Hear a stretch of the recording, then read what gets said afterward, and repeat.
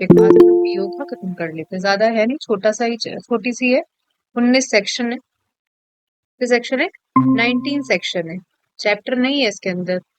मतलब ये एक ऐसा एक्ट है जिसके अंदर क्या नहीं है, चैप्टर नहीं है, सेक्शंस दे रखे हैं। क्या दे रखे हैं? सेक्शंस दे रखे हैं। तो आ जाओ, बिल्कुल अच्छा सा और सिंपल सा और बहुत छोटा सा है, बस एक एक आध क्वेश्चन बनते हैं इससे, मतलब बन सकते हैं क्वेश्चन, ऐसी बात नहीं। देखो दो चीज आएगी आपके यहाँ पे, जो सीआरपीसी में भी अपन सेक्शन 350 से 360 में देखते थे, एक बार आप ये देख लेना लेटेस्ट कौन सा सेक्शन चल रहा है। तो एक होता है एडमोनिशन, दो शब्द है बस, अभी सुन लोगे तो समझ में आ जाएगा। एक होता है एडमोनिशन और एक होता है प्रोबेशन।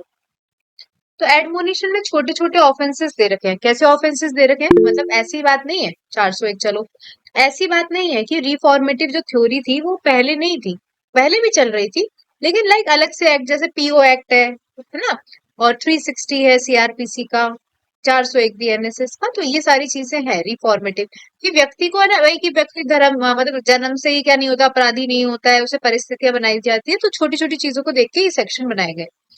तो एडमोनिशन का मतलब है छोटे छोटे ऑफेंसेस में जस्ट आया, जैसे मान लीजिए पारुल ने कोई ऑफेंस किया, पुलिस वाले ने उसको डांट फटकार के क्या कर दिया, छोड़ दिया, कोई बॉन्ड वॉन्ड नहीं लिया, बस डांट फटकार के क्या कर दिया, छोड़ दिया। और प्रोबेशन का मतलब है, प्रोबेशन में भी कुछ पर्टिकुलर ऑफेंसेस है, अपन देख लेंगे क्या करेंगे, प्रोबेशन में ऑफेंसेस है, उसमें क्या करते हैं, इसमें बॉन्ड भरवा लेते हैं। क्या भरवा लेते हैं? बॉन्ड भरवा लेते हैं कि तू आगे से ऐसा ऑफेंस नहीं करेगा, पीस और गुड बिहेवियर बनाए रखेगा, और हैंड रेस करो, बस सिंपल, ये समझ में आया तो अब बस कुछ भी नहीं है, बाकी सिंपल। अब देखो कुछ भी नहीं है, आ जाइए, ये एक बार देख लेना कब आया था, ये 16 मई 1958 को इसकी एनेक्टमेंट डेट है, इसके नोट्स में डाल दूंगी, ज्यादा मेरे पास 5-7 पेज, 4-5 पेज के नोट्स ही है, कि 16 मई 1958 को इसकी एनेक्टमेंट डेट है, शायद 20 1958 कुछ है, एक्ट नंबर 20 है 1958 का। ठीक है, इसे प्रोविजन ऑफ ऑफेंडर एक्ट कहा जाएगा। कितनी डेफिनेशन है, जिस डेफिनेशन, एक भी डेफिनेशन काम की डेफिनेशन नहीं है, मतलब एग्जाम में नहीं पूछी जा सकती। कोड का मतलब है criminal procedure code. Probation officer जो 13 के अंदर अपॉइंट होता है। प्रेस्क्राइब का मतलब है रूल प्रेस्क्राइब कर दिए, और जो वर्ड और एक्सप्रेशन यहाँ नहीं लिखे हैं, कहाँ से लिए, सीआरपीसी से लिए। What is like probation, like admonition. तो एडमोनिशन में देखो कौन कौन से ऑफेंसेस दे रखे हैं,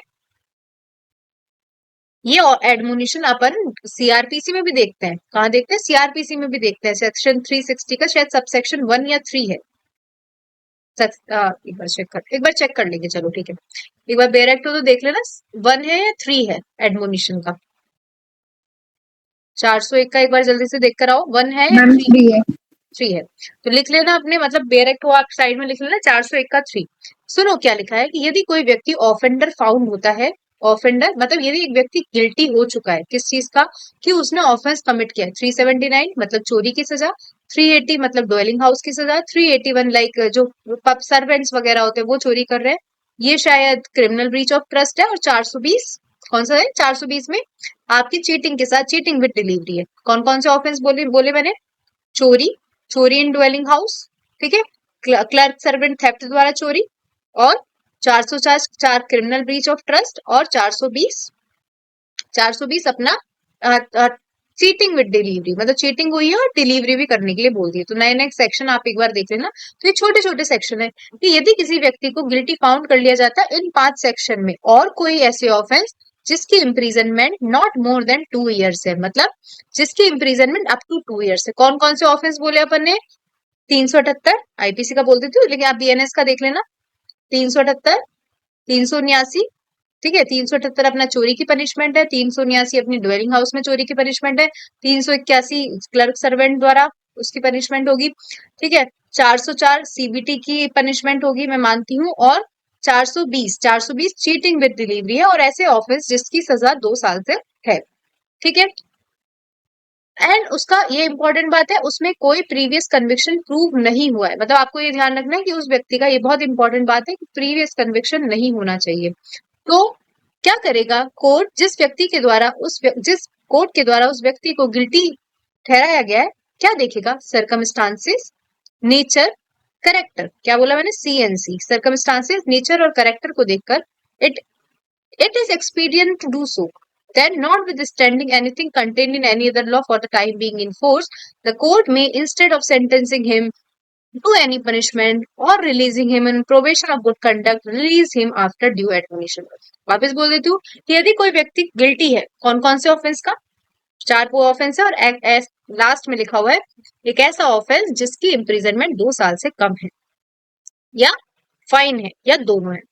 तो यदि कोर्ट को, जिस कोर्ट ने उसको गिल्टी ठहराया है, उस कोर्ट को ऐसा लगता है कि करेक्टर, उस व्यक्ति का करेक्टर ऐसा है, उस व्यक्ति का नेचर ऑफ द ऑफेंस और circumstances of the case, nature of the offence, circumstances of the case के बाद में लगता है कोर्ट को कि नहीं नहीं इसको सेंटेंस नहीं देनी चाहिए या नहीं इससे प्रोबेशन का बॉन्ड नहीं भरवाना चाहिए, तो क्या कर देगा, उसे रिलीज कर देगा एडमोनिशन पे। एक बार हैंड रेस कर दो, समझ में आया?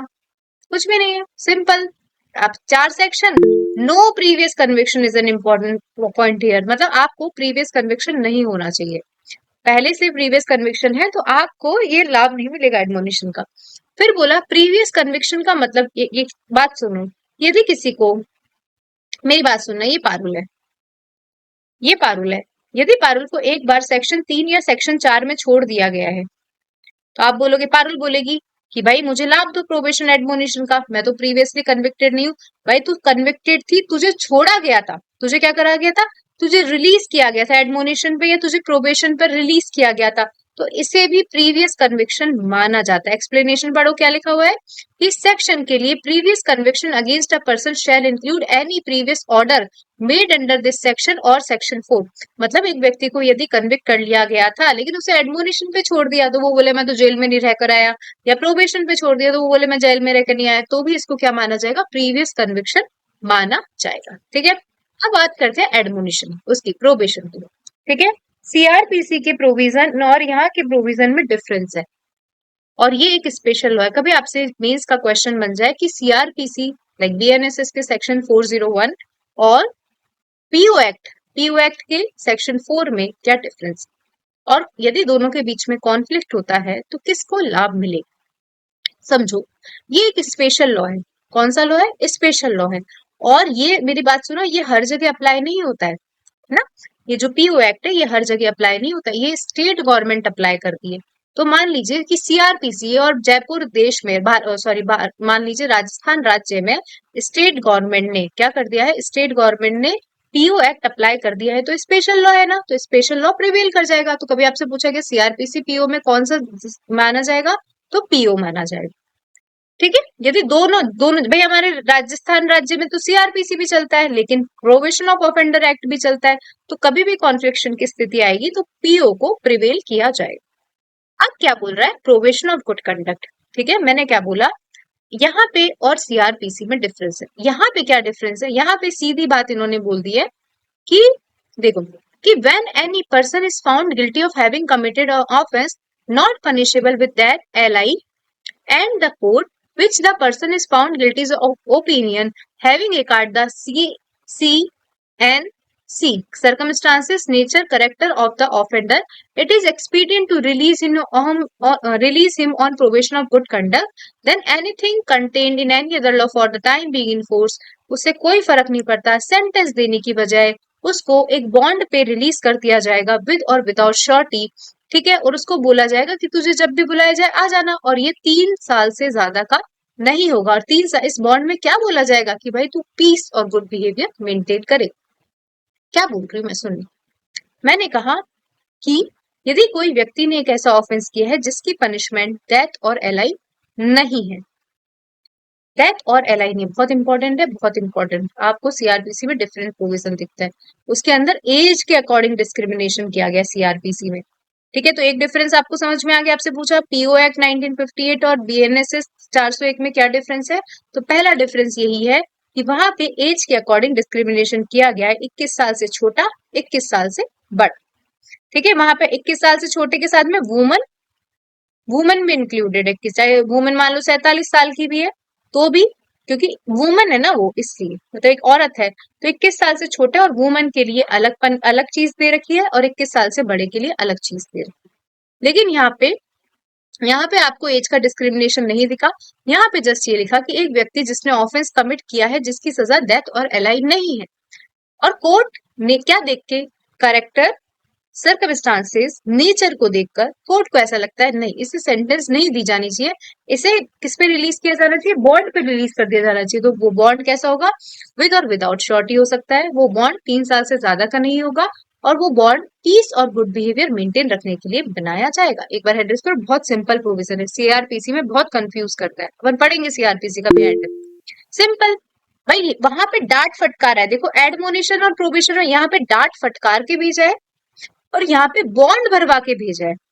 एडमोनिशन में एडमोनिशन का इफेक्ट एक्विटल, ठीक है, एक्विटल की जा खत्म, ठीक है। और प्रोबेशन के अंदर अपन क्या कर रहे हैं, उससे बॉन्ड भरवा रहे। फिर बोला the court shall not direct such release of, the court shall not direct release of an offender unless it is satisfied that the offender is surety, मतलब उसका परमानेंट प्लेस ऑफ अबॉर्ड होना चाहिए। क्या होना चाहिए, मान लीजिए कि पारुल को रिलीज किया जा रहा है या पारुल को गरिमा की श्योरिटी पे रिलीज किया जा रहा है, तो court needs to be satisfied himself itself that उनका क्या होना चाहिए, फिक्स प्लेस ऑफ अबॉर्ड होना चाहिए, या इनका रेगुलर रेगुलर होना चाहिए, काम धंधा, काम धंधा इस व्यक्ति का रेगुलर होना चाहिए, जहां पे भी जिस भी जुरिडिक्शन में ये ऑर्डर दिया जा रहा है उस जुरिडिक्शन में, ठीक है। फिर ये बहुत अच्छी बात है कि यहाँ पे कभी भी आपको प्रोबेशन पे रिलीज किया जाता है तो प्रोबेशन ऑफिसर की रिपोर्ट कंसीडर की जाती है। अब जल्दी से मैंने 2 पॉइंट बता दिया आपको, आपका ये मेंस का क्वेश्चन है। सीआरपीसी या बीएनएसएस और पीओ एक्ट के पहला पॉइंट क्या हुआ, यहाँ पे एज का डिस्क्रिमिनेशन नहीं है, केवल डेथ और एलआई से पनिशेबल ऑफेंस है, और यहाँ पे एज का डिस्क्रिमिनेशन है, 21 साल से छोटा वुमन और 21 साल से बड़े के बीच में मतलब डिफरेंस कर रखा है। दूसरा दूसरा यहाँ तुमने देखा प्रीवियस कन्विक्शन, देखा क्या, जल्दी बताओ रितिका, तुमने शब्द देखा यहाँ पे previous conviction? No ma'am. Nikita, Shikha, Garima, यहाँ पे शब्द है कि प्रीवियस कन्विक्शन, कि कोई प्रीवियस कन्विक्शन प्रूफ नहीं होना चाहिए। जब अपन सीआरपी, जबकि एडमोनिशन में है प्रीवियस कन्विक्शन, यहाँ पे प्रीवियस कन्विक्शन उसमें नहीं है, तो यहाँ पे पीओ एक्ट में प्रीवियस कन्विक्शन की बात नहीं की गई है प्रोबेशन पे रिलीज कर, लेकिन सीआरपीसी में आपको दिखेगा and no previous conviction has been proof against such person. ये दूसरा डिफरेंस देखा। तीसरा, अभी अपन ने देखा कि यदि प्रोबेशन पे रिलीज किया जाएगा तो प्रोबेशन ऑफिसर की रिपोर्ट को कंसीडर किया जाएगा। क्या सीआरपीसी में आप कभी प्रोबेशन ऑफिसर का नाम देखते हो, नहीं देखते? तो ये तीसरा डिफरेंस है। क्या बोला इसने, यदि एक रिपोर्ट बनाई जाती है, मतलब यदि एक व्यक्ति को ऑर्डर दिया जाता है प्रोबेशन का, तो ध्यान रखा जाएगा प्रोबेशन ऑफिसर का, क्या, प्रोबेशन ऑफिसर की रिपोर्ट का। फिर ये देखिए, अब एक और डिफरेंस, ये चौथा, मतलब हर पैराग्राफ में इसमें डिफरेंस दिखेंगे आपको। ये बोला कि यदि कोर्ट को ऐसा लगता है कि ऑफेंडर के इंटरेस्ट में या पब्लिक के इंटरेस्ट में इसके इसके ऊपर एक सुपरविजन ऑर्डर होना चाहिए, मतलब इसकी निगरानी करने का एक ऑर्डर दिया जाना चाहिए। तो यही लिखा है कि यदि कोर्ट के ओपिनियन में या इंटरेस्ट ऑफ द ऑफेंडर में या पब्लिक के इंटरेस्ट में कोर्ट को लगता है कि प्रोबेशन का तो रिलीज हमने दिया है, इसके साथ में एक सुपरविजन का ऑर्डर दिया जाना चाहिए। सुपरविजन किसके अंडर में होगा, प्रोबेशन ऑफिसर के अंडर में होगा, तो 1 साल का सुपरविजन का ऑर्डर क्या दे सकता है, एडिशन में दे सकता है। तो ये चौथा पॉइंट आपके डिफरेंस का होगा, पहला एज, दूसरा प्रीवियस कन्विक्शन, ठीक है, तीसरा प्रोबेशन ऑफिसर, और चौथा सुपरविजन ऑर्डर। आप सीआरपीसी में कहीं भी सुपरविजन ऑर्डर वाला फैक्ट नहीं देखते हो, ठीक है। अब लिखा है कि the court making supervision order under subsection 3 shall require the offender before he is released or enter into bond with or without surety to observe the condition specified in such order or additional condition with respect to residence abstention मतलब वो बोल रहा है कि 3 आप ये court एक supervision order में यदि वो बॉन्ड भरेगा तो सुपरविजन ऑर्डर में लिख के देगा कि तुझे ये कंडीशन फुलफिल करनी है, तू तेरे रेजिडेंस के संबंध में जो कंडीशन है कि तू परमानेंट वहीं रहेगा उसको ध्यान रखेगा, इंटॉक्सिकेंट्स लोगों से एब्सटेन मतलब इंटॉक्सिकेंट से चीजों से दूरी बनाए रखेगा, या कोर्ट को जैसा भी सही लगता है वो सब चीजें उस ऑर्डर में लिख सकती है, ये चीजें बार बार नहीं करेगा। फिर नॉट सो इम्पोर्टेंट कि सुपरविजन की एक कॉपी ऑफेंडर या शॉर्टी को दे दी जाए। तो हमने क्या पढ़ा, हमने 4 डिफरेंस निकाल लिए। क्या निकाला, हमने कहा कि यदि कोई ऑफेंस, बहुत देखो ये वास्ट है, समझना ये वास्ट है, ये स्पेशल प्रोविजन है ना, तो यहाँ पे बहुत कम ऐसे मतलब बहुत ज्यादा ज्यादा सजा ऐसी दे रखी है जिसके अंदर प्रोबेशन हो सकता है। तो सिंपल कोई भी सजा जो डेथ और एलआई से पनिशेबल नहीं है। लेकिन जब आप सीआरपीसी देखोगे, एक बार अपन चेक कर लेंगे ऊपर ऊपर से, सीआरपीसी देखोगे तो वहां पे डेथ और एलआई, केवल डेथ और एलआई से पनिशेबल ऑफेंस 21 साल से छोटे लोगों के लिए दे रखा है, लेकिन 21 साल से बड़ों बड़ों के लिए कुछ अलग सा वो बना रखी है लिमिटेशन। ठीक है, तो ये ऑर्डर वो आपसे बोला क्या लिखो, प्रोविजन के बारे में लिखो, तो आपने लिखा कि यदि कोई ऑफेंडर डेथ और एलआई से पनिशेबल नहीं है तो कोर्ट जो इससे सेंटेंस दे रहा है वो सर्कमस्टांसेस, नेचर और करेक्टर को देखकर क्या कर सकता है, instead of sentencing him, sentence करने की बजाय उसको क्या कर सकता है, उसको क्या कर सकता है, पता नहीं, उसको क्या कर सकता है, उसको प्रोबेशन पे रिलीज कर सकता है। प्रोबेशन का मतलब एक बॉन्ड भरवाएगा जो 3 साल से ज्यादा का नहीं होगा। उस बॉन्ड वो बॉन्ड उसको बोलेगा कि गुड बिहेवियर और पीस मेंटेन कर, मेंटेन और peace, good good behaviour maintain कर। फिर इन्होंने कहा कि अपन ने देखा कि यहाँ प्रीवियस कन्विक्शन वाला शब्द नहीं है। फिर अपन ने देखा कि यदि कोर्ट को ऐसा लगता है कि प्रोबेशन ऑफिसर की रिपोर्ट ले लेनी चाहिए, तो किसी व्यक्ति को प्रोबेशन रिलीज करने से पहले प्रोबेशन ऑफिसर की रिपोर्ट ले ले। सुपरविजन ऑर्डर दे सकता है, सुपरविजन ऑर्डर के साथ में अलग अलग कंडीशंस लगा सकता है, सुपरविजन ऑर्डर की कॉपी दे दे, इसको ऑफेंडर को दे देगा या शॉर्टी को दे देगा। ठीक है, तो एक बार बीएनएसएस का निकाल लेते हैं ऊपर ऊपर से। मैम इसमें जो कोर्ट ट्राई कर रहा है उसका भी डिफरेंस हो सकता है क्या? उसमें तो शायद जेम फर्स्ट करता है क्या? देख लेते हैं ना, ऐसा तो सिमिलर ही है। देखो एक बार ये देख लेते हैं कि यदि, देखो यदि 21 साल से छोटा है और वुमन है तो इसके लिए तो मतलब इसके लिए ज्यादा चीजें खोल रखी है, मतलब इसके लिए चाहिए कोई सा भी ऑफेंस कर दे लेकिन डेथ और एलआई से पनिशेबल ऑफेंस नहीं होना चाहिए। ठीक है, और 21 साल से बड़ा है तो 21 साल से बड़ा का देख लेते हैं। इनको पढ़ने में थोड़ा टाइम लग जाता है लेकिन बहुत सिंपल है कि यदि कोई पर्सन जो 21 साल का नहीं है या 21 साल का नहीं है, ठीक है, देखो when any person not under 21 of years of age, मतलब वह व्यक्ति जो 21 साल से बड़ा है, not under 21 of year of age, मतलब वह व्यक्ति जो 21 साल से बड़ा है, तो उसके लिए आप प्रोबेशन किस में दोगे, केवल अप टू 7 ईयर तक के ऑफेंसेस में, केवल अप टू 7 ईयर तक के ऑफेंस में और फाइन वाले ऑफेंस में। और यदि कोई व्यक्ति 21 साल से छोटा है तो किस में दोगे, आप दोगे डेथ और एलआई के अलावा सारे ऑफेंसेस में आप दे सकते हो। और यहाँ पे स्पेसिफिक लिखा है no previous conviction is proved, लिखा है ना, no previous conviction is proof. तो वहां पे आप छोटी मोटी चीजें देखते हो, वहां पे देखोगे करेक्टर है, करेक्टर देखोगे, नेचर देखोगे, सर्कमस्टांसेस देखोगे। यहाँ पे एज नहीं है ना भाई, वहां पे एज नहीं है ना, एक बार हैंड रेस करो, नहीं है ना वहां पे एज, लेकिन यहाँ पे एज दिखेगी तुमको। फिर वही अब सिमिलर लिखा है कि उसको ऐसा लगता है कि प्रोबेशन और गुड कंडक्ट पे छोड़ दिया जाना चाहिए, तो 3 साल का क्या ले लेगा, 3 साल का गुड बिहेवियर का बॉन्ड ले लेगा या पीस रखने का बॉन्ड ले लेगा। और ये सब इसमें magistrate first class second class ऐसी बात की गई, तो आप कोर्ट का भी डिफरेंस डाल सकते हो। ठीक है, डाल सकते हो, ऐसा कुछ भी नहीं है। मैं मानती हूँ दोनों का डिफरेंस देख लो जल्दी से, एज इसमें एज में ही कंफ्यूज होते हैं, बाकी तो सब सही है। देखो ये पीओ है, पीओ में सीधी बात, चाहे आदमी 100 साल का हो, 50 साल का हो, 22 साल का हो, 21 साल का हो, बस उसने डेथ और एलआई से पनिशेबल ऑफेंस नहीं करना चाहिए। और बीएनएसएस में 21 साल से छोटा है और वुमन है तो डेथ और एलआई से पनिशेबल ऑफेंस नहीं करना चाहिए। मान लो एक इंसान ने, एक औरत ने मान लो क्या कर दिया, रॉबरी कर ली, रॉबरी कर ली, ठीक है, तो डेथ एलआई से पनिशेबल ऑफेंस नहीं है, 10 साल से पनिशेबल ऑफेंस है, तो इसे रिलीज किया जा सकता है। लेकिन वही एक इंसान जो 21 साल से बड़ा है उसने रॉबरी कर ली तो नहीं छोड़ा जाएगा प्रोबेशन पे, क्योंकि 21 साल से बड़े वाले के लिए केवल अप टू 7 ईयर में ही प्रोबेशन पे छोड़ा जाता है। एक बार वापस हैंड रेस कर दो, ये बहुत इंपॉर्टेंट पॉइंट है, याद करना मुश्किल हो जाता है, अभी समझ में आता है लेकिन एग्जाम में क्योंकि लाइन पढ़ते हैं ना जब बेयर एक्ट की, तो याद करना, तो सिंपल सा, 21 साल से छोटा डेथ एलआई से पनिशेबल नहीं होना चाहिए, 21 साल से बड़ा, 21 साल से बड़ा तो किससे पनिशेबल नहीं होना चाहिए, 7 साल से ज्यादा से पनिशेबल नहीं होना चाहिए। फिर power of court to require released offender to pay compensation and cost. भाई किसी को, तुम एक तो बात सुनो, एक तो तुमने ऑफेंस किया और तुम क्या कर रहे हो, तुम्हें रिलीज किया जा रहा है, तो भाई कुछ नहीं, कॉम्पनसेशन तो दे के निकल, यही है कि the court directing the release of an offender under section 3 और 4, कि यदि कोई कोर्ट एक ऑफेंडर को रिलीज करता है सेक्शन 3 या सेक्शन 4 में, यदि उसको सही लगता है तो सेम टाइम बोल सकता है कॉम्पनसेशन पे करके जा। क्या पे करके जा? कॉम्पनसेशन पे करके जा, जो भी तूने लॉस और इंजरी करी है, और जैसी भी अदर कॉस्ट जो किसको लगती है, जो कोर्ट को सही लगती है। ये जो पैसा है कैसे रिकवर किया जाएगा? करंट में मुझे नहीं पता, सीआरपीसी के 421 से 424, ये सीआरपीसी 1898 की बात कर रहा है, इसलिए 386 सेक्शन है। बाकी 421 से 424 कैसे रिकवर किया जाएगा?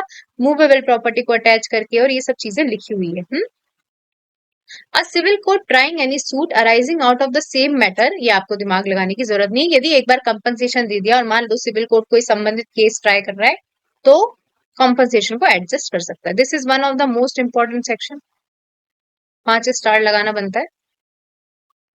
अब सुनो, देखो यहाँ पे शैल वर्ड नहीं है,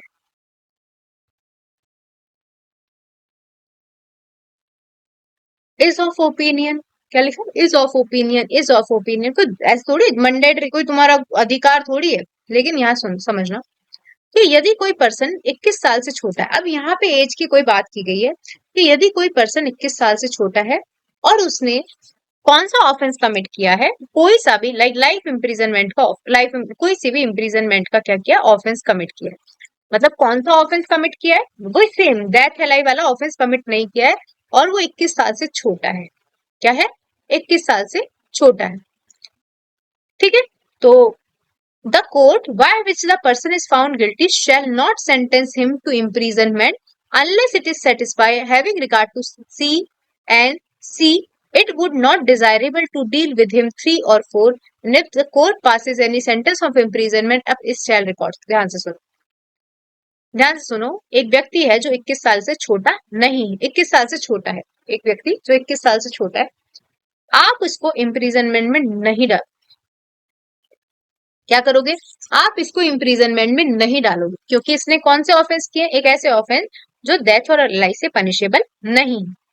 तो सीधी बात इन्होंने कहा कि आप इसको इम्प्रिजनमेंट में नहीं डाल।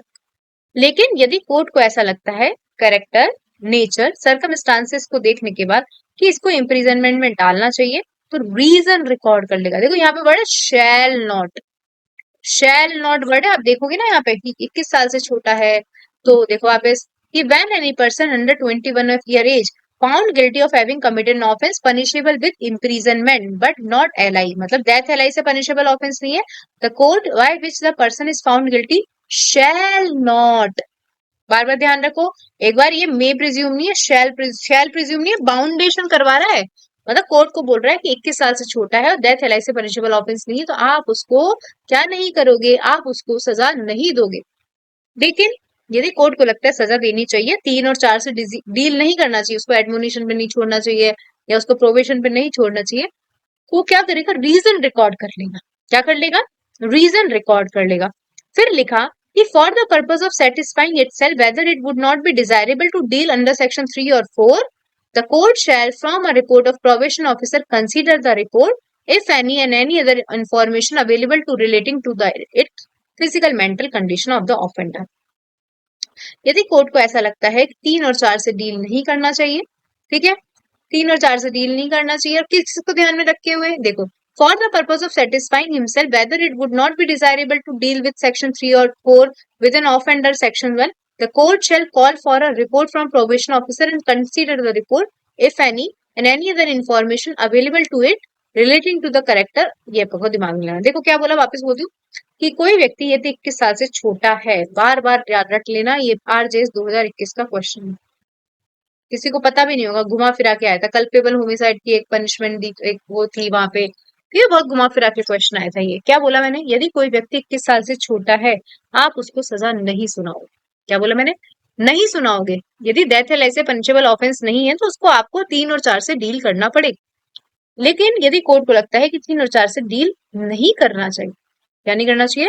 3 और 4 से डील नहीं करना चाहिए, तो कोर्ट सर्कमस्टांसेस, नेचर, कैरेक्टर को देख के चीजों को रिकॉर्ड कर ले। रिकॉर्ड करना जरूरी, देखो शैल वर्ड है, और यदि नहीं कर रहा है तो उसको रीजन रिकॉर्ड करना जरूरी है। और 6 के 2 में ये बोल रहा है कि यदि मान लीजिए कि 3 और 4 से डील नहीं करना है उसको, प्रोबेशन ऑफिसर की रिपोर्ट और ये सब चीजें देख लेगा। तो अभी अपन दो जगह प्रोबेशन ऑफिसर की रिपोर्ट देख कर है, एक सेक्शन 4 में पढ़ के आए, 4 के 2 में। देखो पढ़ गया 4 के 2 में कि प्रोबेशन पे रिलीज करने से पहले वो रिपोर्ट देखेगा प्रोबेशन ऑफिसर की, और एक अपन पढ़ के 6 के 2 में। क्या पढ़ के आए? 6 के 2 में कि यदि सेटिस्फाई करना है, 3 और 4 से डील करना है, तो भी क्या कर लेगा, कोर्ट रिपोर्ट ले लेगा प्रोबेशन ऑफिसर। समझ में आया? अब देखो जो प्रोबेशन ऑफिसर की रिपोर्ट होगी वो होगी कॉन्फिडेंशियल, गोपनीय होगी। तो the report of probation officer referred under section 4 का 2 और 6 का 2 shall be treated confidential, shall be treated confidential, की प्रोबेशन ऑफिसर की रिपोर्ट हो रही है कॉन्फिडेंशियल। लेकिन यदि कोर्ट चाहे तो ऑफेंडर को उसको बता सकता है कि प्रोबेशन ऑफिसर ने ये रिपोर्ट दी है, ताकि उसको सुनने का मौका दिया जा सके। सिंपल। मेरी बात समझ गए क्या? प्रोबेशन ऑफिसर के काम आ गए। प्रोबेशन ऑफिसर की रिपोर्ट जो होती है क्या होती है? कॉन्फिडेंशियल होती है। अब देखो variation of condition of probation officer, 1 minute का टाइम दो, मेरी बात सुनो। सेक्शन 6 एक बार यदि बेयर एक्ट खुला है आपके सामने, नहीं भी खुला है, मैं मानती हूँ नहीं खुला होगा क्योंकि मैंने डीपी पढ़ाने के लिए कहा था, लेकिन इसको पढ़ के आओ। आपको 4 मिनट का टाइम दे रही हूँ, ये इंपॉर्टेंट सेक्शन है। कितना सेक्शन है? इंपॉर्टेंट। कि कोई मतलब एग्जाम में पूछा जाता है गारंटी कि यदि कोई इंसान 21 साल से छोटा है तो क्या हो। पढ़ो 8, सेक्शन नंबर 8। क्या होता है, मान लो कि जुडिशियल मजिस्ट्रेट ने रिलीज किया, मान लो रितिका को कितने साल के लिए, 1 साल के लिए उसको रिलीज क्या कर दिया, उसको प्रोबेशन का बॉन्ड भरवा, क्या भरवा लिया, प्रोबेशन का बॉन्ड भरवा। अब पहुंचता है प्रोबेशन ऑफिसर। क्या पहुंचता है प्रोबेशन ऑफिसर कि काय का 1 साल का लिखा है ना, 3 साल का। बोल रहा है प्रोबेशन ऑफिसर कि ये इंटरेस्ट ऑफ जस्टिस में या तो ऑफेंडर की या इंटरेस्ट ऑफ जस्टिस में पब्लिक का, ये जरूरी है कि आप इसका जो बॉन्ड है, इसका अमाउंट है, इसका जो बॉन्ड है, इसका जो टाइम पीरियड है, इसको एक्सटेंड कर दो या डिमिनिश करो। क्या बोला मैंने? कि यदि प्रोबेशन ऑफिसर की रिपोर्ट पे कोई भी मजिस्ट्रेट, जुडिशियल मजिस्ट्रेट, कोई भी कोर्ट को ऐसा लगता है, जो कोर्ट ट्राई कर रहा है कि ऑल्ट्रेशन होना चाहिए, चेंज होना चाहिए, तो वो क्या कर देगा, ऑल्ट्रेशन कर देगा।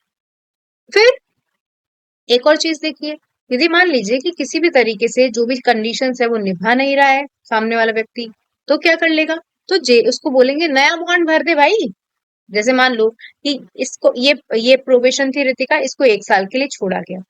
अब ये इसको बोला, जब कंडीशन मॉडिफाई करी सेक्शन 8 में, तो बोल दिया इसको 2 साल। अब ये 1 साल की यदि ये वाली कंडीशन को फुलफिल नहीं करती है, तो इसको बोलेंगे कि फ्रेश बॉन्ड भर भाई, तू क्या कर, फ्रेश बॉन्ड भर।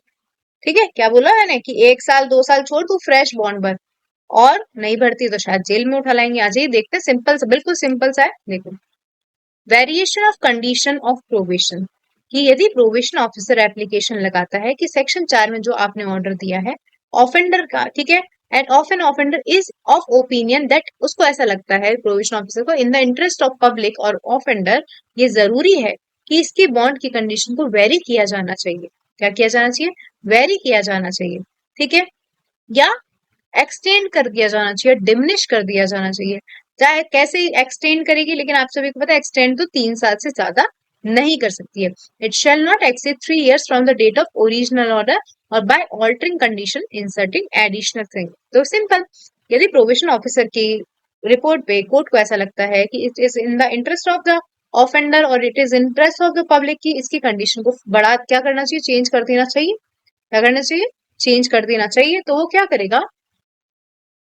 कुछ नहीं करेगा, चेंज कर देगा।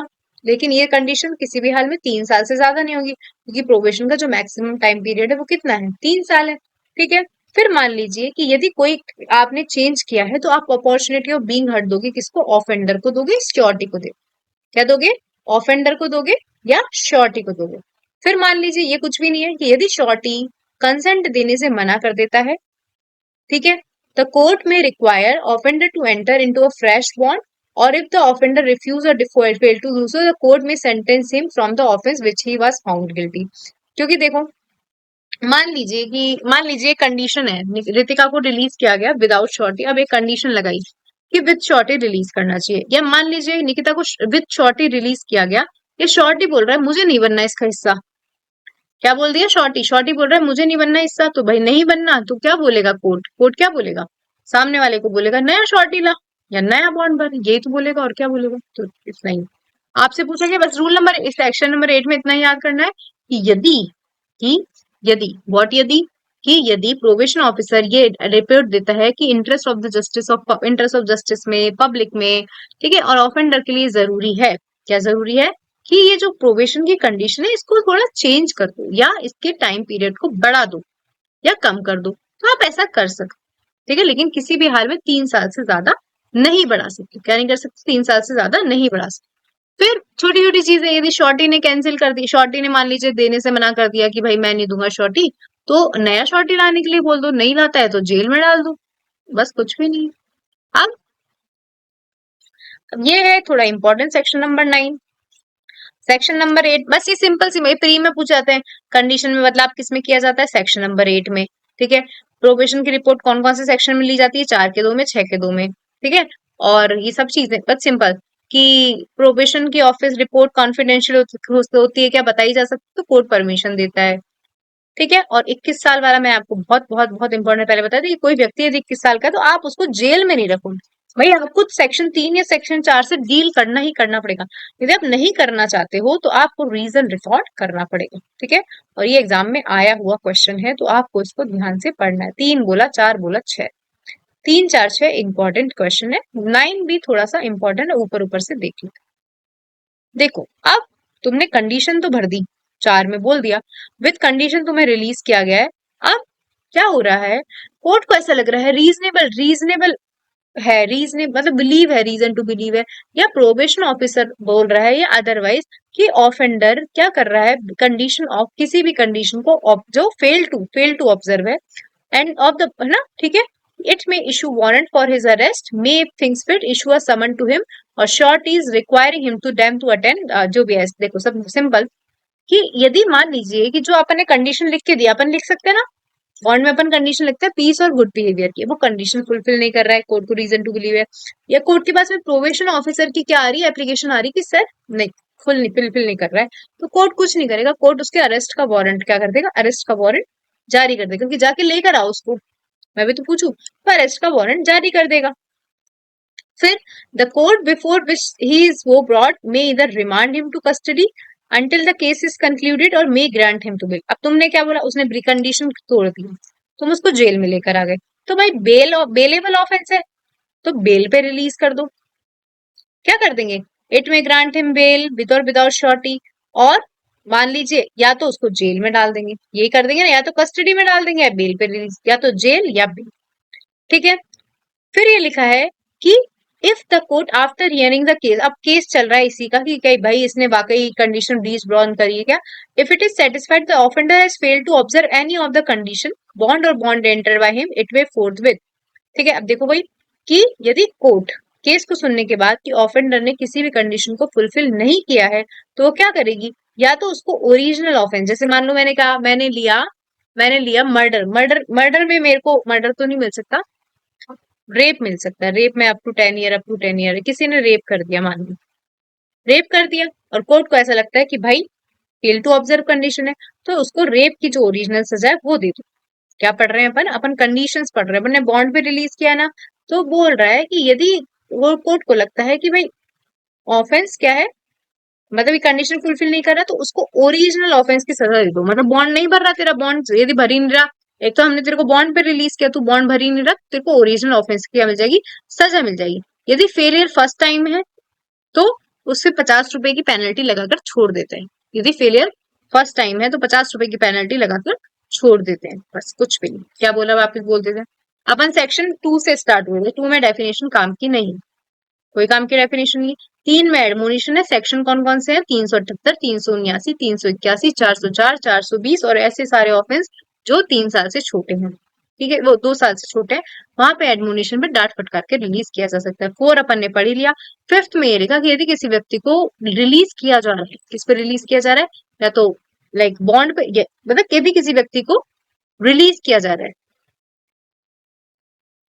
ये वाला पढ़ रहे थे क्या अपन, ये देख लेते हैं कि यदि फिफ्थ अपन पढ़ रहे थे, यदि किसी व्यक्ति को रिलीज किया जा रहा है, कोर्ट को ऐसा लगता है कंपनसेशन दिलवाना चाहिए तो कंपनसेशन दिलवा दे भाई, एक तो देखो छोड़ रहे थे तो कंपनसेशन पर।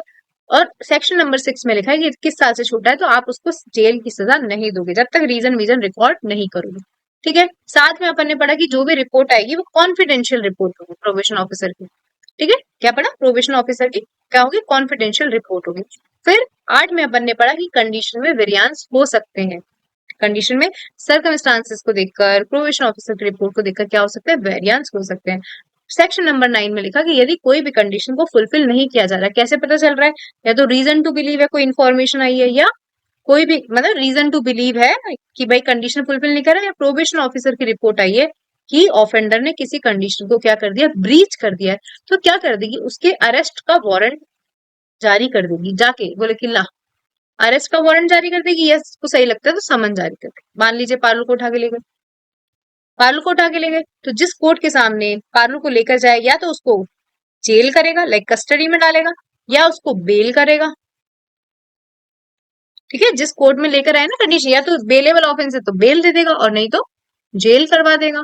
ठीक है, और यही लिखा हुआ है, यदि मान लीजिए कि ये नहीं फुलफिल करता है तो सबसे पहले क्या लगाएंगे? सबसे पहले उसको मान लीजिए मैंने कहा कि चोरी मान लेते हैं, चलो चोरी आती नहीं है वैसे प्रोबेशन में, लेकिन चोरी, चोरी एडमोनिशन में आती है ना। लेकिन चोरी की सजा मान लो 3 साल है, और सामने वाले व्यक्ति ने बॉन्ड लिया था जज ने मेरे से 2 साल का, तो यदि मैं कंडीशन फुलफिल नहीं कर रही हूँ 2 साल वाली, तो मुझे 3 साल के लिए जेल भेजा जा सकता है, या 50 फर्स्ट टाइम ऑफेंडर हो तो 50 रुपए देके छोड़ा जा सकता है। क्या कर सकता है? छोड़ा जा सकता है। एक बार हैंड रेज का तो सिंपल सा प्रोविजन है, बिल्कुल सिंपल सा प्रोविजन। कंडीशन फुलफिल नहीं हो रही तो क्या हो? Provision as to surety, BNSS के सेक्शन अप्लाई होंगे, मुझे इतना याद नहीं, बीएनएसएस कौन सा सेक्शन है। अब अपन एक बार सेक्शन 9 पढ़ूंगा। फिर जेल बेल पर अरेस्ट करके जब इंक्वायरी खत्म होगी कि वाकई ब्रीच करी है, तो या तो उसको ओरिजिनल ऑफेंस की सजा दे देंगे, या उससे 50 रुपए के देके 50 रुपए देके छोड़ देंगे। सेक्शन 10 काम करिए। सेक्शन 11, कौन कौन से कोर्ट ये ऑर्डर दे सकते हैं? आपसे पूछा गया कौन कौन से कोर्ट प्रोबेशन का ऑर्डर दे सकते हैं, तो क्या लिखा हुआ है? कोई भी कोर्ट, सीधी बात, कोई भी कोर्ट ऑर्डर दे सकता है प्रोविजन। जो भी कोर्ट क्या कर रहा हो? ट्राई कर रहा हो। Notwithstanding anything contain in this court any other law, an order under this act may be made by any court empowered to try, any court empowered to try and sentence the offender to imprisonment, and also by high court or any other court when the case comes before। तो इन्होंने सब बोल दिए, क्या बोल दिए? Trial court, appellate court, high court. क्या बोल दिया? Trial court, appellate court, high court. ध्यान से सुनो, एक बार हैंड रेज कर दो, याद कर रहे हैं अपन कौन सा कोर्ट दे सकता है? सारे कोर्ट दे सकते हैं प्रोबेशन का ऑर्डर, सारे कोर्ट दे सकते हैं। अब अपील कहाँ लगेगी? तो यदि not with standing anything contain this court, यदि एक सेक्शन 3 और सेक्शन 4 में ऑर्डर पास हुआ है लेकिन वो हाई कोर्ट नहीं है, an appeal shall lie to court to which appeal ordinary lie from the sentence, मतलब जहां कन्विक्शन की अपील लगती है, अपन जब पीछे मतलब आप नहीं पढ़ेंगे पीएनएसएस में, जैसे जेएम फर्स्ट क्लास की कोर्ट ऑफ सेशन में लगती है, सीजेएम की कोर्ट ऑफ सेशन में लगती है, कन्विक्शन की अपील लगती है ना जहां जहां पे। ठीक है, तो यही लिखा है कि कहाँ अपील लगेगी 3 और 4 की? जहां नॉर्मली अपील लगती है 3 और 4 की, वहां पे अपील लग जाएगी। इंपॉर्टेंट है सेक्शन 11 का 3, स्टार लगा लो 5। अब देख, मैंने तुम्हारे को भी सेक्शन 6 में भी समझाया, क्या समझाया सेक्शन 6 में? यदि किसी व्यक्ति ने जो 21 साल से छोटा है, उसने कौन सा ऑफेंस किया है? उसने ऐसे ऑफेंस किया जिसकी पनिशमेंट डेथ और एलाई नहीं, क्या नहीं है? डेथ और एलाई नहीं है। अब आप उसको सजा नहीं सुना सकते, नहीं सुना सकते। 3 और 4 में आपको रिलीज करना पड़ेगा, तो उसी से रिलेटेड सेक्शन में ये, उसी से रिलेटेड सेक्शन कि मान लो कि 3 और 4 से डील नहीं किया गया, नहीं किया गया 3 और 4 से डील, उसने सजा सुना दी रीजन रिकॉर्ड की, तो इन केस ये व्यक्ति जो 21 साल से छोटा है, जिसने ऑफेंस कमिट किया है और कोर्ट ने उसको डील करने से मना कर दिया है सेक्शन 3 और 4 में। एक बार हैंड रेस करो, समझ रहे हो? लिंक समझ रहे हो? नहीं कर सकते हो आप, लेकिन सेक्शन 6 में हमने पढ़ा, लेकिन वो रीजन रिकॉर्ड करके कर सकता है। निकिता, शिखा, रितिका, गरिमा, डन। रीजन रिकॉर्ड करके वो कर सकता है। अब मान लो रीजन रिकॉर्ड करके उसने कर दिया, रीजन रिकॉर्ड करके उसने क्या कर दिया? कन्विक्ट कर दिया, उसने 3 और 4 में 6 नहीं छोड़ा। वापस बोल दियो, जो 21 साल से छोटा व्यक्ति है उसको जेल में नहीं डाला जाएगा जब उसने डेथ और एलाई का पनिशेबल ऑफेंस किया है, डेथ एलाई से पनिशेबल ऑफेंस नहीं किया है। ठीक है, लेकिन कोर्ट रीजन रिकॉर्ड करके उसको सजा सुना सकती है, रीजन रिकॉर्ड। तो यही सेक्शन उसके आगे आ रहा है कि यदि एक कोर्ट ने एक व्यक्ति जो 21 साल से छोटा है और उसने, कोर्ट ने मना कर दिया कि नहीं 3 और 4 से हम डील नहीं करेंगे, और उसके अगेंस्ट सेंटेंस पास कर दी जाती है इम्प्रीजनमेंट की या फाइन की। ठीक है, दूसरी सुनना, for which no appeal lies, जिसकी अपील नहीं लगती है, then notwithstanding anything contained in code, the code to which appeal ordinarily lie from the sentence of the former code, either of its motion or application it to by the convicted person to call and examine the record of the case and pass such order therefore things को। वापस बोल देती हूँ, एक व्यक्ति जो 21 साल से छोटा है और कोर्ट को ऐसा लगता है नहीं, सेक्शन 3 और 4 से डील नहीं करना चाहिए, और वो वहां पे मतलब और उसको ऑफेंस पनिशमेंट सुना देता है, और जिस ऑफेंस की नॉर्मली ऐसे ऐसे ऐसी जगह सुना देता है कि जिसकी अपील नहीं लगती है। देखो, नो अपील लाइज, नहीं लगती है, और यदि लगती है तो नहीं लगाई गई है, लाइज और लाइज और इज प्रिफर्ड। ठीक है, क्या लिखा है? No appeal lies, no appeal lies और नो अपील इज प्रिफर्ड। एक बार हैंड रेस करो, पढ़ना आना चाहिए ना बेरेक। अपील नहीं लगती है या अपील लगती है तो प्रिफर नहीं की गई है, प्रिफर नहीं की गई है, तो क्या करेगा? जो भी अपीलियंट कोर्ट जो भी बन सकता था बाय चांस अपीलियट कोर्ट, वो क्या करेगा? रीजन रीजन मतलब कॉल एंड रिवीजन का अपना ऑर्डर पास कर देगा, कॉल करके मंगा लेगा यदि कोर्ट को क्या लगता है, सही लगता है। समझ में आया? निकिता, शिखा, रितिका, गरिमा, वापस बोल रही हूँ मैं, यदि एक व्यक्ति को 21 साल से छोटे व्यक्ति को सजा सुना दी, वैसे आप नहीं सुना सकते हो, लेकिन सजा सुना दी कि भाई 3-4 से डील नहीं करेगा, तो जहां पर अपील नहीं लगती है और जहां पे अपील लगती है लेकिन नहीं लगाई गई है, तो क्या करेगा?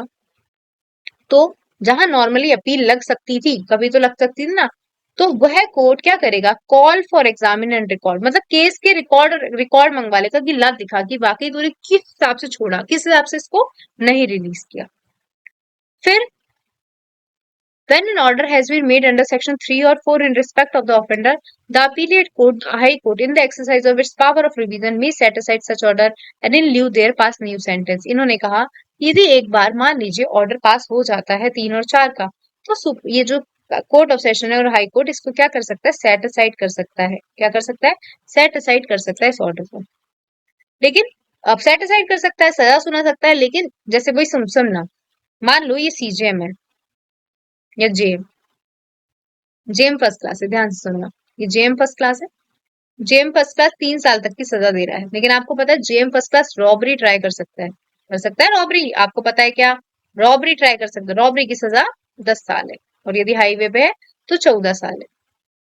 समझना, इसने जेएम फर्स्ट क्लास ट्राई कर रहा है और इसने रॉबरी पे इसको रिलीज कर दिया। क्या कर दिया? इसको सेक्शन लाइक 3 और 4 में रिलीज कर दिया। ध्यान ध्यान सुनो, अब हाई कोर्ट और कोर्ट ऑफ सेशन रिवीजन में चीजें मंगा सकता है, मंगाएगा ना। रिवीजन आपको नहीं पता हो तो रिवीजन ऊपर वाला कोर्ट नीचे वाले कोर्ट से कॉल करता है, रिकॉर्ड मंगवाता है।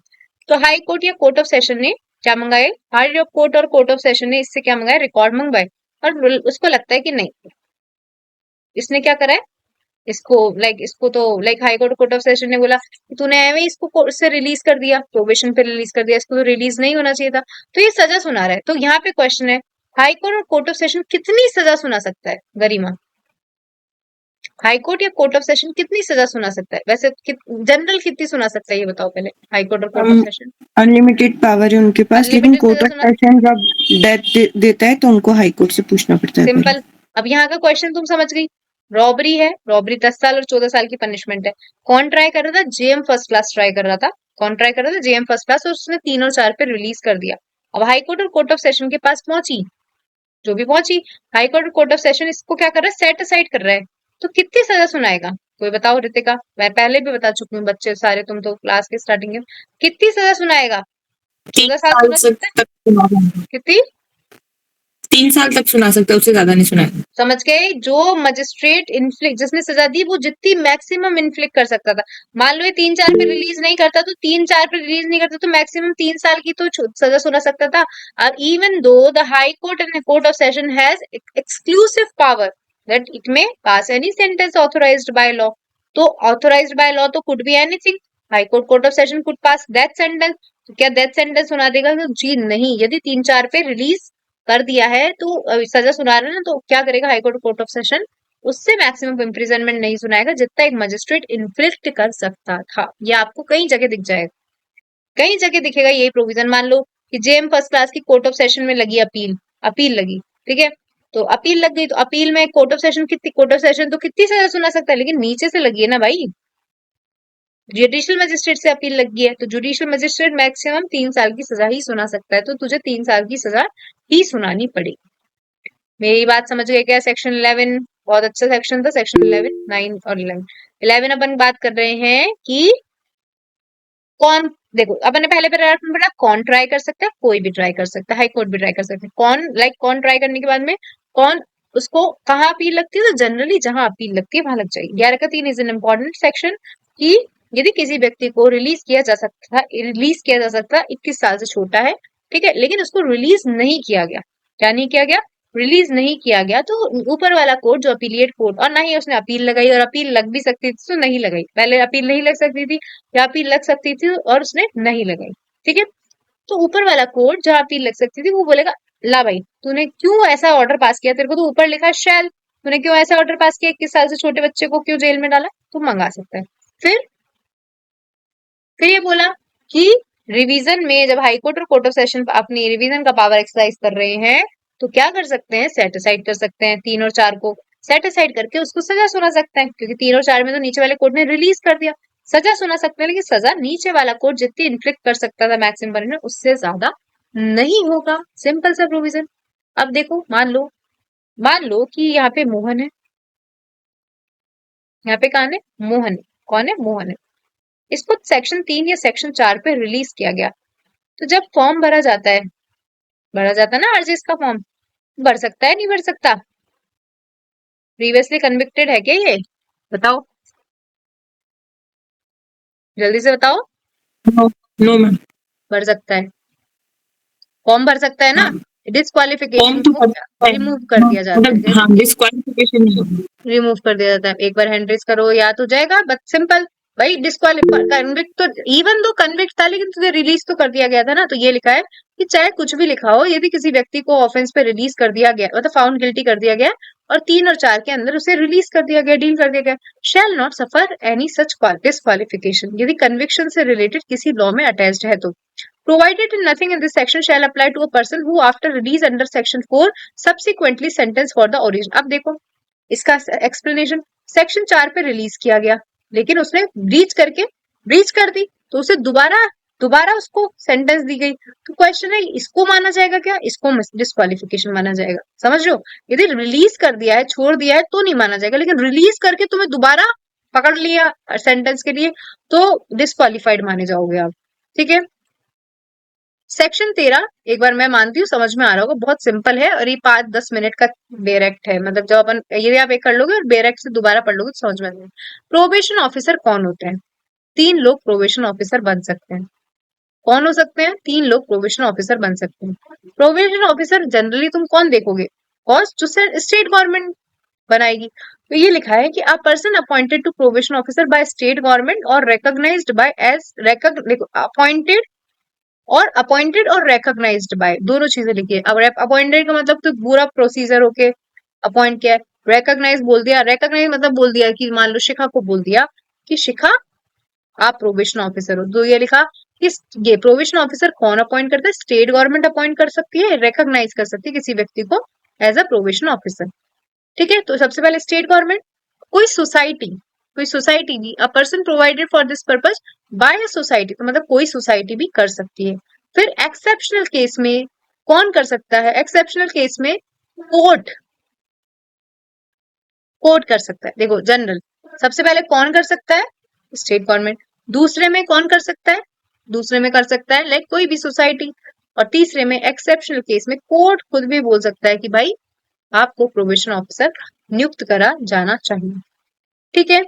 A court which pass an order under section 4 of the district magistrate of the district in which offender being reside at any time appoint probation officer in the place of person named in the supervision order। A court passes an order under subsection 4 or the district magistrate of the district in which the offender for the time being resides at any time appoint any probation officer in the place। अब देखो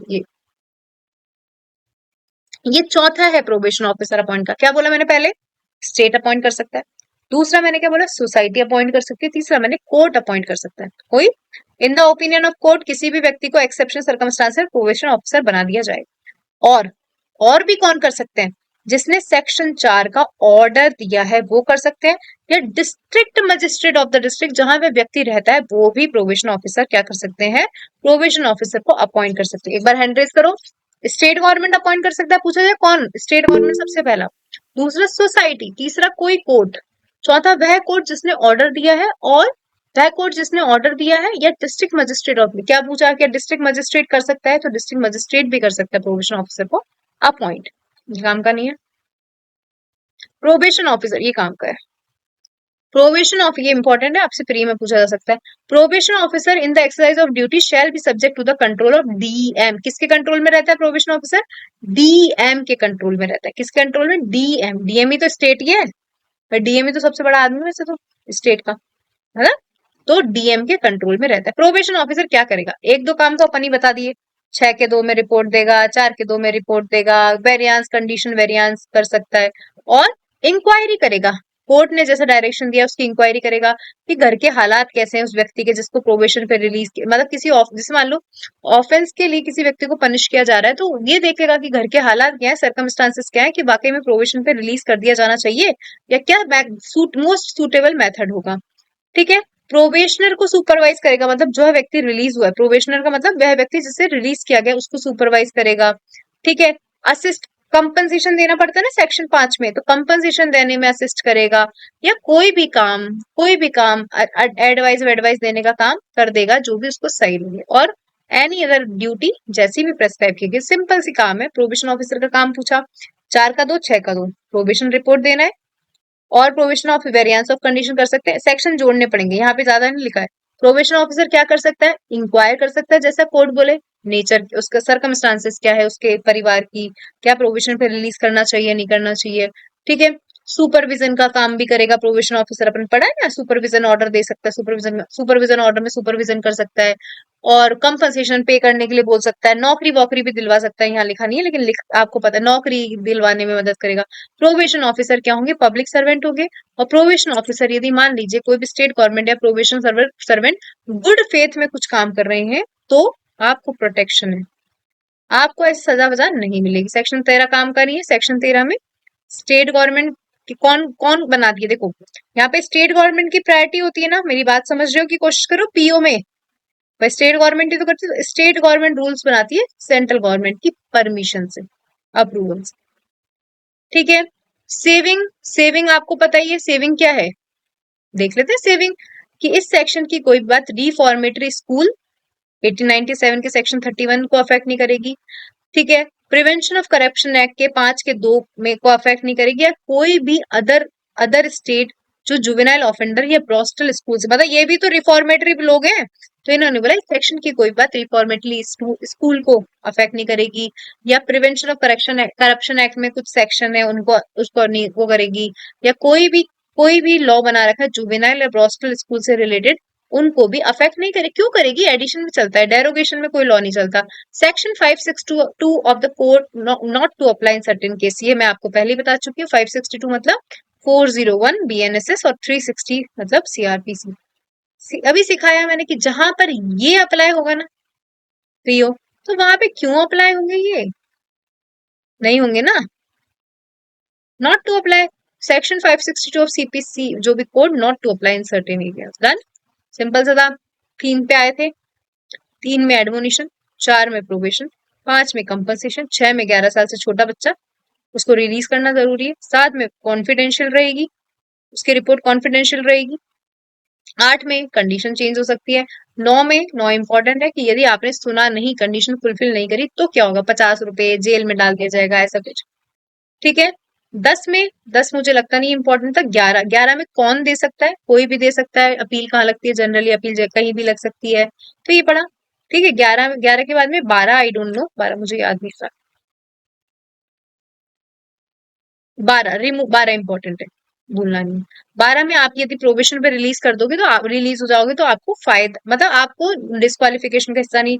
13 14 याद रखना है। कौन appoint करता है? 4 लोग appoint करते हैं, state government, society, court, DM, ये सब लोग अपॉइंट कर देते हैं। ठीक है। 14 में पावर है, सराउंडिंग्स देखेगा, काम वाम दिलाएगा, कंपनसेशन वगैरह दिलाएगा। 15 में मुझे नहीं पता, अब आगे के सेक्शन मुझे याद नहीं करने। प्रोबेशन ऑफिसर एक पब्लिक सर्वेंट होता है, प्रोबेशन ऑफिसर गुड फेथ में कुछ काम करता है, उसको कोई वो नहीं मिलेगा।